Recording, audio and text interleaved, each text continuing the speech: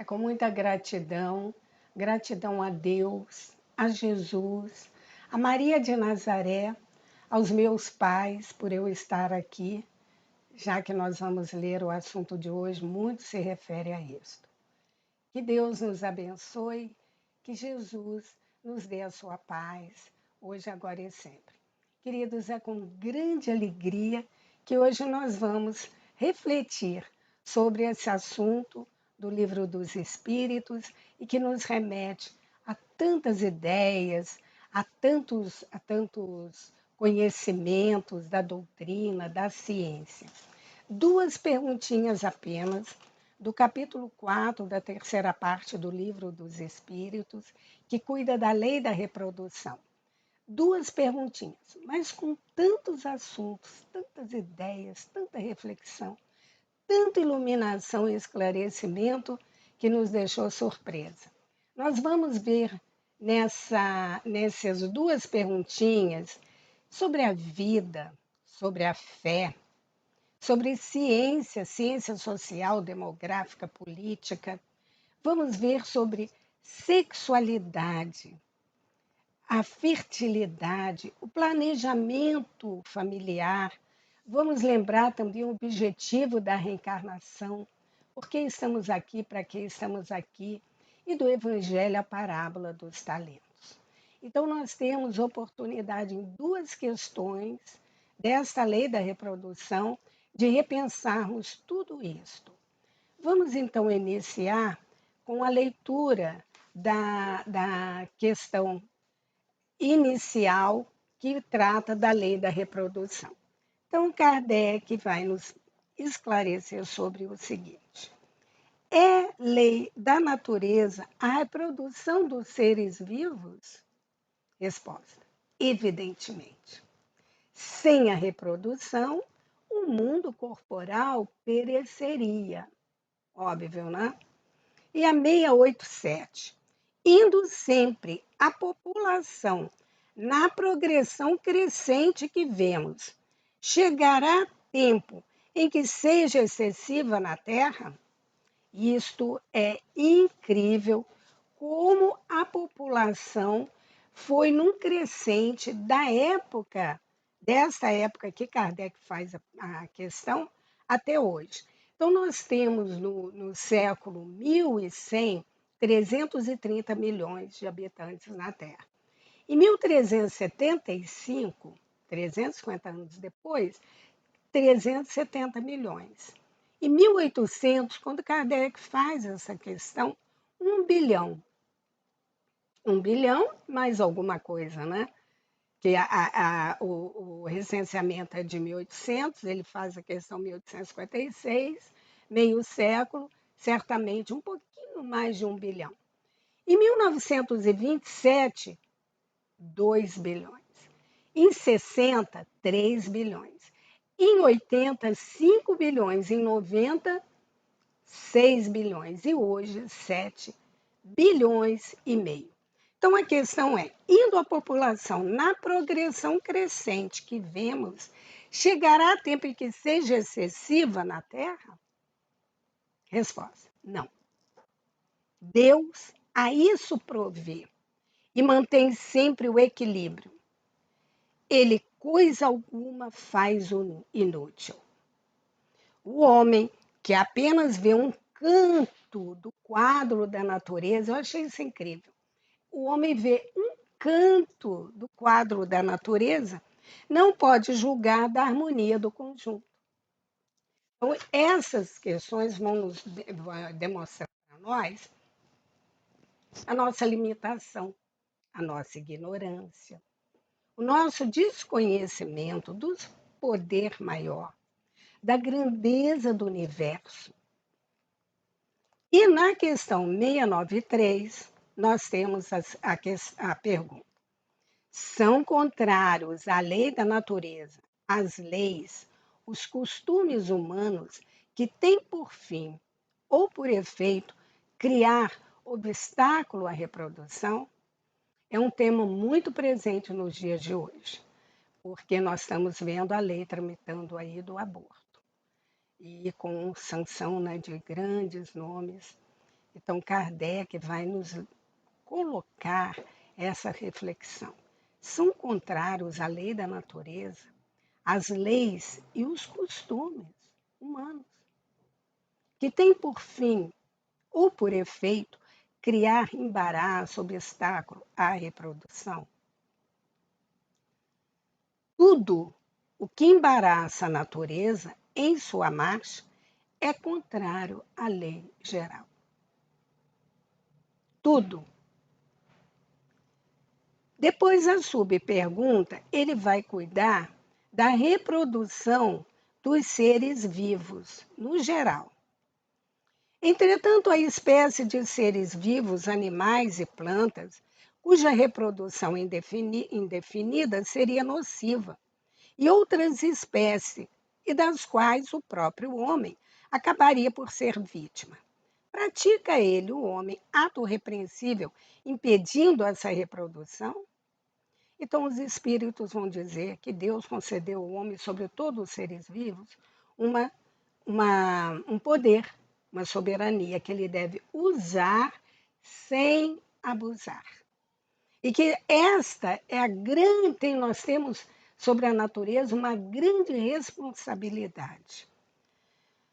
E que os próprios animais, eles têm uma compreensão de como, né, obstar ou então interferir nessa reprodução. Depois a questão 694, que diz assim: que deve pensar dos usos cujo efeito consiste em obstar a reprodução para satisfação da sensualidade? A resposta vem: isto prova a predominância do corpo sobre a alma, e quanto o homem é material. Desses temas que nós destacamos, nós vamos incluir a materialidade e espiritualidade.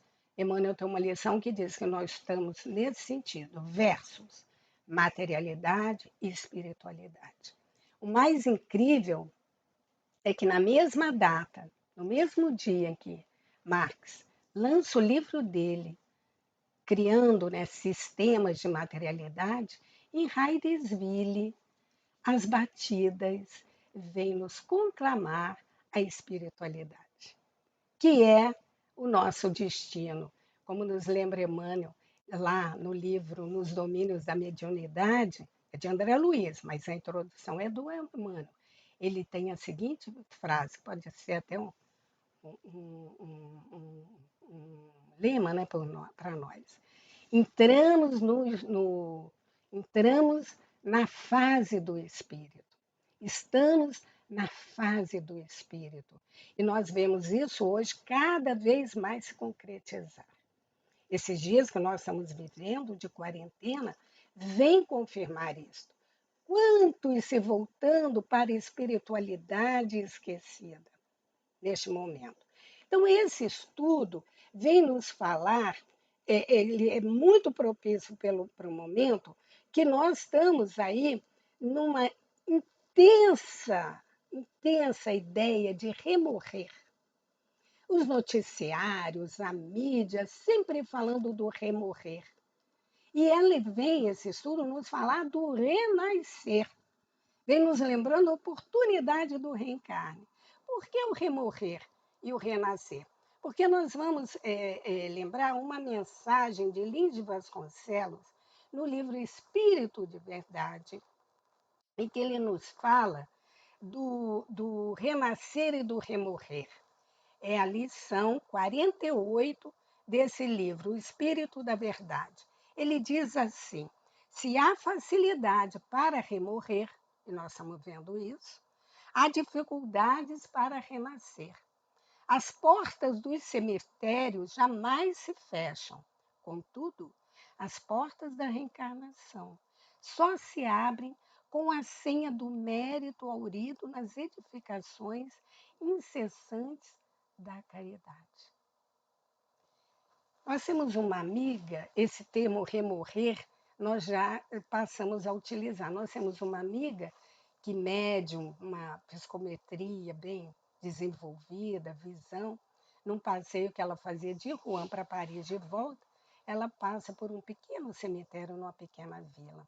E de repente um túmulo vem, assim como que cresce aos seus olhos.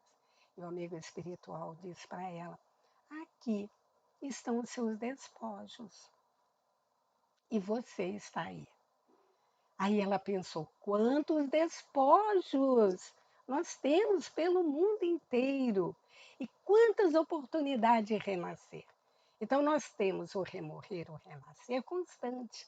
E se nós formos ver, apesar do momento atual falar tanto em remorrer, o renascer é muito maior.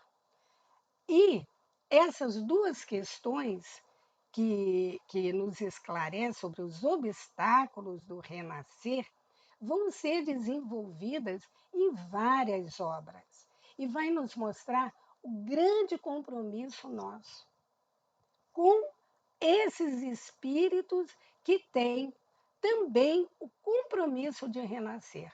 No início, eu agradeci meu pai e minha mãe por terem vivido essa lei da reprodução e me dado a oportunidade de renascer. E nós vemos aí a bondade divina e a força, né, maior de Deus, tudo comandando. A minha mãe, voltando a ela, era uma pessoa simples, só o curso primário, e quando os netos casavam, ela insistia: aí, meus filhos, quando é que vem neném? Então, um dos netos respondeu assim: ah, vovó, quando Deus permitir, Deus quiser. Ela virou para o casal e disse: Deus não tem nada a ver com isso, meus filhos. Isso é um assunto de vocês, no quarto, fechado, com todo o amor. Vocês vão resolver essa questão. Deus vai prover esse momento com tudo, com alimento, com saúde, com força para vocês educarem, criarem e cuidarem de um filho dele. Era muito sabedoria, né? Para uma mulher de curso primário apenas. Porque nós vemos, conforme diz a questão, Deus tudo provê. Nós é que, no olhar acanhado nosso, humano, materialista, nós limitamos a nossa visão e criamos mil obstáculos a essa concepção. Não que sejamos contra o planejamento familiar de forma alguma. E nós vamos recorrer ao Chico, que numa entrevista dada à Folha Espírita, em abril de 82, eles perguntam a ele sobre essa questão 693. E o Chico diz assim: diz Kardec, na questão 693 do Livro dos Espíritos, o seguinte: Deus concedeu ao homem sobre todos os seres vivos um poder que ele deve usar sem abusar. E continua o Chico: de nossa parte, cremos que o problema do planejamento familiar está afeto ao livre-arbítrio dos casais, de vez que, segundo pensamos, cada qual precisa saber o que faz, de modo que a família se forme para cooperar na realização do bem de todos. Segundo os benfeitores espirituais, a ciência terrestre aperfeiçoará de tal modo os anticoncepcionais que serão eles usados sem quaisquer risco para a saúde humana, de modo que a Terra se liberte das calamidades do aborto. E a fim de que o livre-arbítrio funcione, presidindo as responsabilidades dos parceiros nas relações afetivas, que precisam usar a própria consciência nos compromissos que assumam.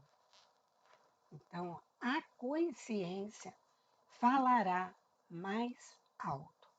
Dr. Jorge Andréa, nós vamos dizer, uma autoridade no assunto, né?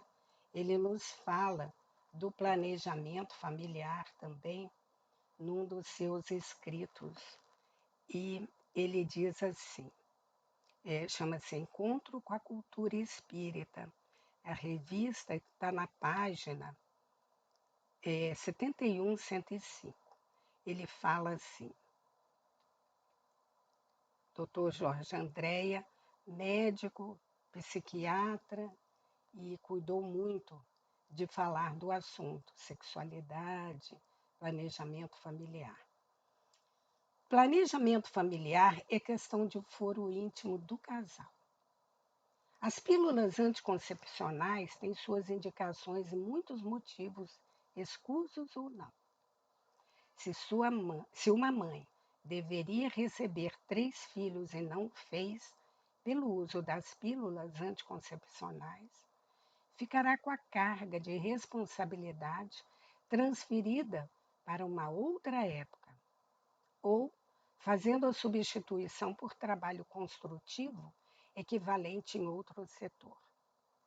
No caso das ligaduras de trompas, a indicação poderá estar na faixa ajustada diante de precisas indicações médicas, como também nas faixas desajustadas e sem razão de ser. Todos esses atos desencadearão reações. Ninguém granjeará os degraus superiores da vida sem autêntica vivência das menores faixas da evolução. E ele vai prosseguir no assunto dizendo que é preferível que uma criança reencarne em situações de dificuldades a que deixe de reencarnar, porque todo esse complexo familiar nos leva, sem dúvida, a um reajuste espiritual e faz parte da lei nossa de progresso, de evolução, de trabalho, que em realidade os laços familiares eles vão incluir praticamente, em essência, todo o uso da lei divina, todas as leis divinas, porque as dificuldades vão nos recorrer à lei de adoração. Depois vem a trabalheira, o trabalho, né?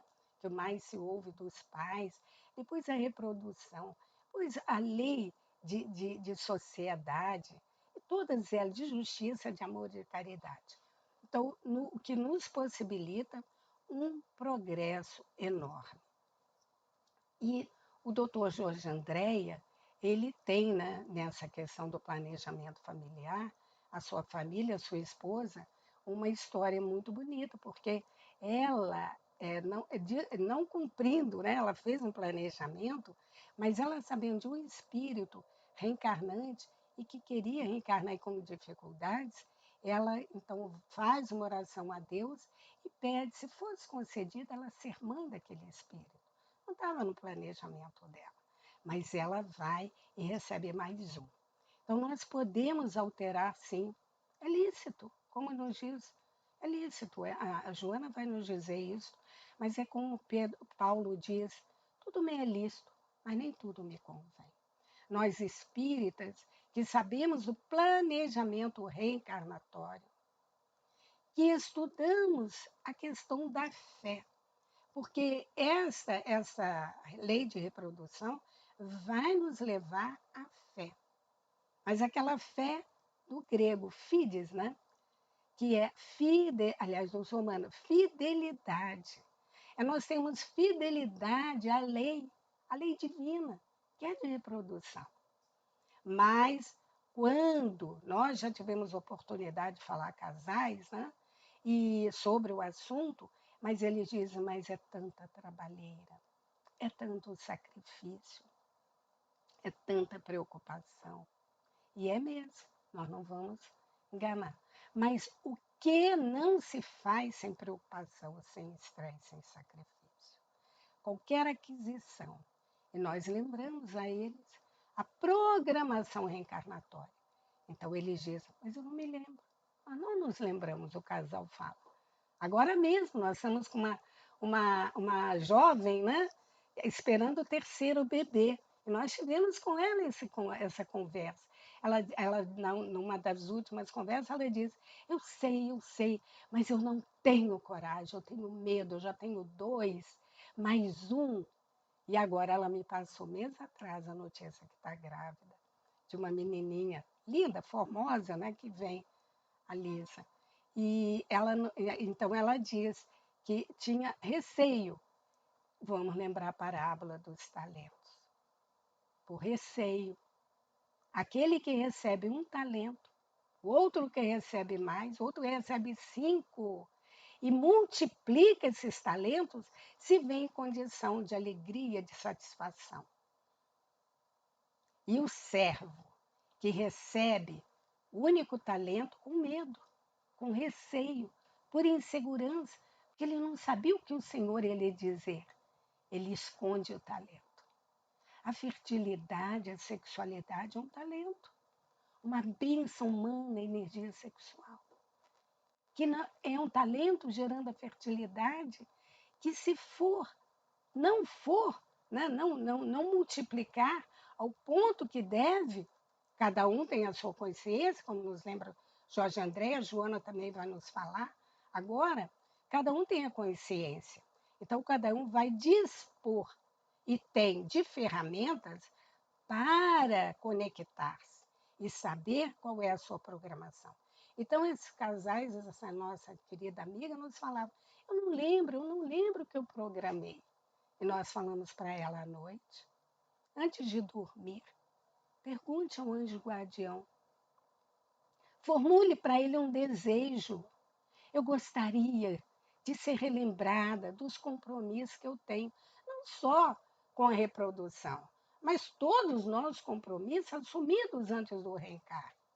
E o anjo guardião vai nos mostrar a programação e nos relembrar o que nós fizemos, aquilo que nós nos comprometemos e temos responsabilidade de executar nesse momento de existência. E ela assim fez, e hoje está vindo a Lisa. Então, nós temos nesse estudo vendo a questão da fé e as ferramentas, os recursos que a doutrina nos dá. É como Santo Agostinho fala no Evangelho. A doutrina, o Espiritismo, ele tem recursos imensos, infinitos, para nos dar o esclarecimento necessário do que a nossa consciência, o que está na nossa consciência por realizar. Mas vamos voltar aqui ao planejamento familiar, lembrando que o que a Joana de Ângeles nos fala no livro Após a Tempestade, no capítulo 10. Ela diz assim: o homem, assevera Joana, pode e deve programar a família que deseja e que lhe convém ter.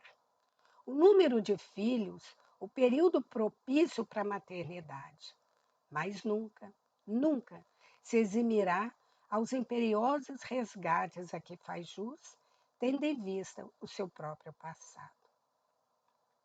E ela tem uma frase assim incrível. Ela diz: os filhos não são realizações fortuitas, procedem de compromissos aceitos antes da reencarnação pelos futuros genitores, de modo a edificarem a família de que necessitam para a própria evolução.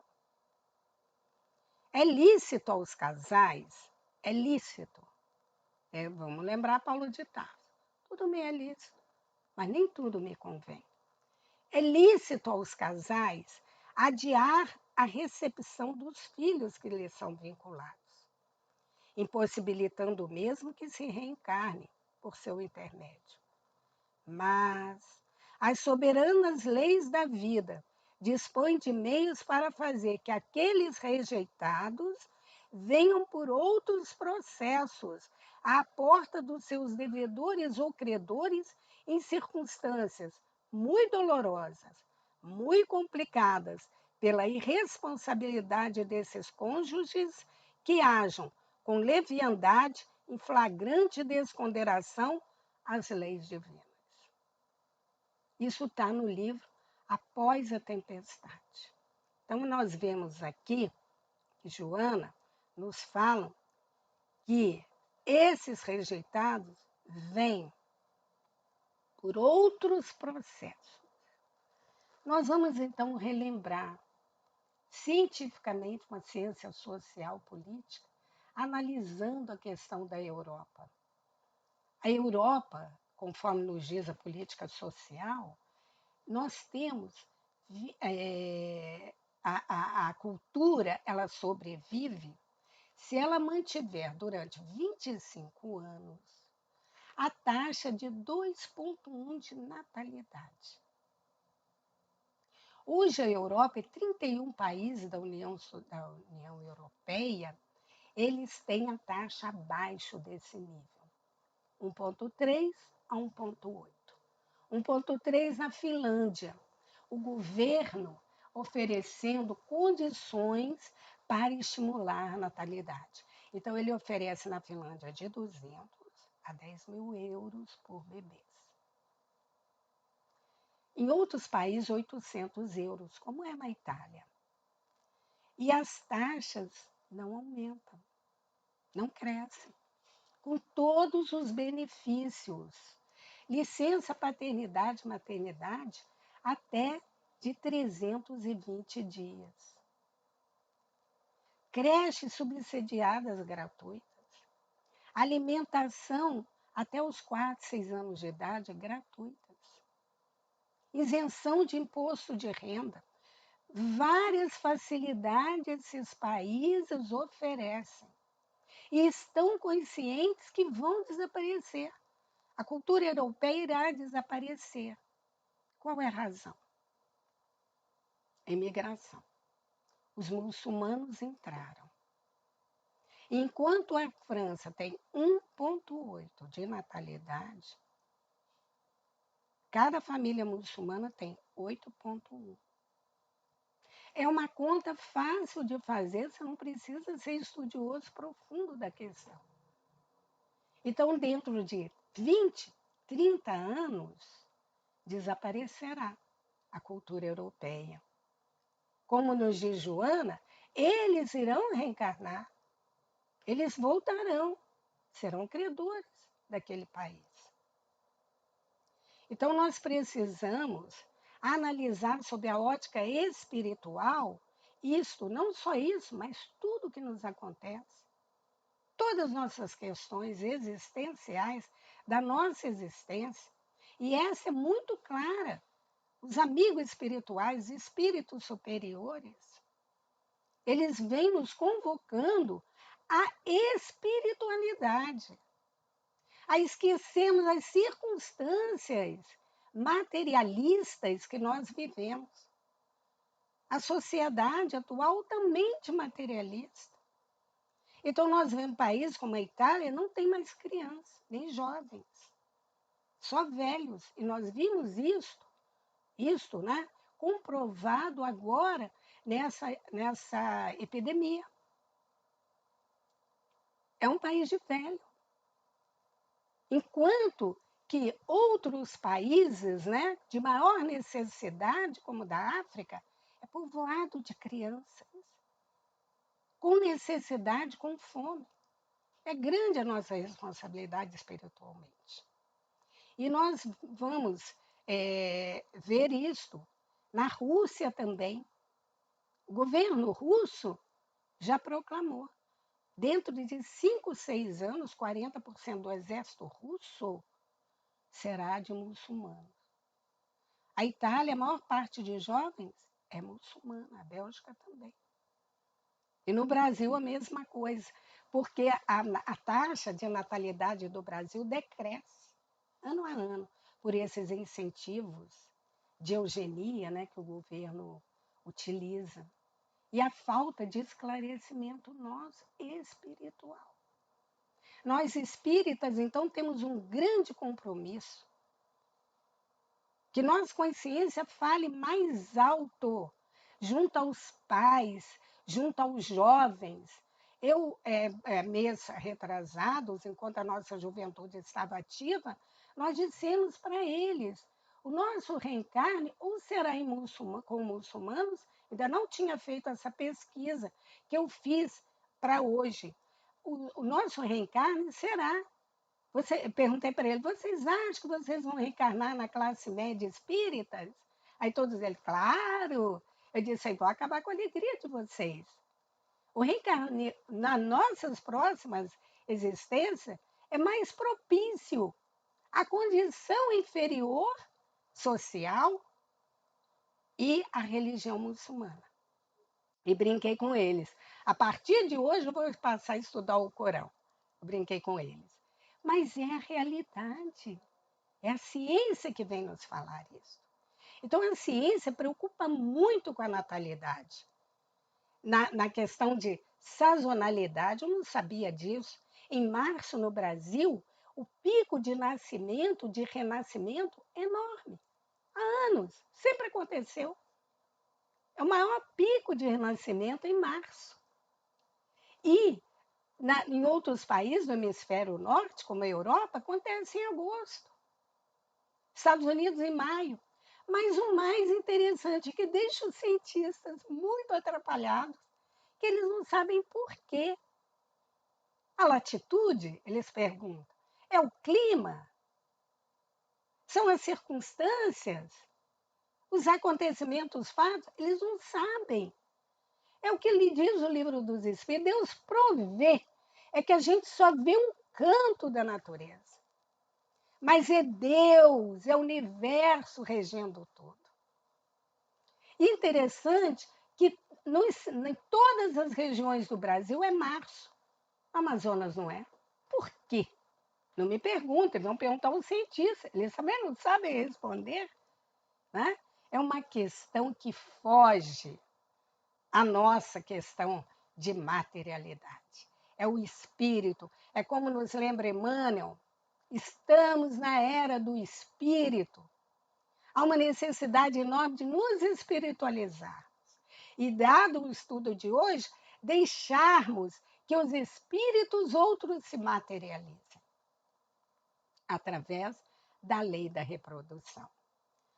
No livro Ação e Reação, no capítulo 15, estou lembrando de Marina Ohana, capítulo 15, Marina, um tratado psicológico, científico, espiritual, social, evangélico sobre o sexo. Uma coisa belíssima que André Luiz nos traz no capítulo 15. Quem quiser depois ler, e quem conhece vai reler, é uma coisa magistral. Então, finalizando o capítulo, o Hilário pergunta, André Luiz se sente incomodado, porque é tanta pergunta que o Hilário vai fazendo, né? E ele pensa, mais uma, Hilário? Mas é o que fecha o capítulo. Então, Hilário pergunta assim, para Silas, que é o mentor. Já que nos detemos em matéria de sexologia, todo o capítulo é sobre isso. Na lei de causa e efeito, como interpretar a atitude dos casais que evitam filhos, dos casais dignos, respeitáveis, sob todos os pontos de vista que sistematizam o uso dos anticoncepcionais? Silas sorri de modo estranho e fala: se não descambam para a delinquência do aborto, na maioria das vezes são trabalhadores desprevenidos, que preferem poupar o suor na fome de reconforto imediatista. Infelizmente para eles, porém, apenas adiam realizações sublimes, as quais deverão fatalmente voltar, porque há tarefas e lutas em família que representam o preço inevitável de nossa regeneração. Desfrutam a existência, procurando inutilmente enganar a si mesmos. No entanto, o tempo espera-os inexorável, dando-lhes a conhecer que a redenção nos pede esforço máximo. Recusando o acolhimento a novos filhinhos, quase sempre programado para eles antes da reencarnação. Emaranham-se nas futilidades e preconceitos das experiências de subnível, por acordarem depois do túmulo, sentindo frio no coração. Ponto, ponto, ponto. Ele termina com reticência, como quem diz: há muito o que pensar, há muito o que realizar e há muito a que compreender da grandeza divina, da grandeza da vida. É um estudo assim magnífico, mas aqui tem algo que nós gostaríamos de ressaltar. Recusando o acolhimento a novos filhinhos, quase sempre programados. Quando recusa, vai se cair num emaranhado de futilidades, ele diz, mas quase sempre programados. Por quê? Nós já nos referimos à esposa do Dr. Jorge Andréa. Às vezes a programação é de 4 e o casal, com consciência, pede a Deus para que venha mais um, mais 2. Não sabemos, né? Que é o caso de muitos casais abnegados, conscientizados, sabendo da razão da existência, lembrando qual o objetivo da nossa encarnação. É o progresso, é a nossa melhoria, é contribuir com o concerto universal. Nós achamos isso magnífico. E quando nós aceitamos, vivenciamos a lei da reprodução, nós certamente estamos fazendo esse contributo com o concerto universal, porque estamos cumprindo a lei divina, que é a lei que favorece o nosso reencarne, o nosso renascer. Por isso, gratidão eterna, volto a dizer, à minha mãe, ao meu pai, por ter cumprido esta lei e eu poder estar aqui. É gratidão eterna a esses corações, que com tanto sacrifício, pobres, muito pobres, aquela filharada, eram 11, 2 faleceram ainda nenenzinhos, bebezinhos, 9 filhos, sem condição, com absolutamente o necessário, conseguiu reconduzir. E a todas as mães que conseguiram e pais esta vivência da lei. Aqui nós temos uma lista enumerada, né? De conhecidos, de todos e particular meu. Meca, mãe de Eurípides, a mãe do Divaldo Pereira Franco, a mãe do Chico Xavier e a sua madrasta, a nossa mãe, Dona Diva, uma senhora também com uma prole enorme, grandes sacrifícios, Dona Yolanda, que é a minha mãe espiritual nessa encarnação. Então, gratidão a todos eles por ter vivido esta lei grandiosa dentre todas as leis divinas.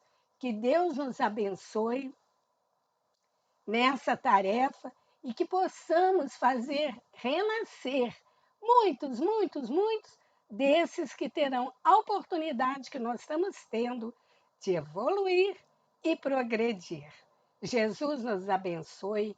Maria de Nazaré, gratidão a esses amigos espirituais que aqui estão no nosso lar, nos orientando, nos intuindo e nos dando inspiração para falar da grandeza da doutrina e do Evangelho de Jesus. A paz esteja com todos e Deus nos abençoe, hoje, agora e sempre.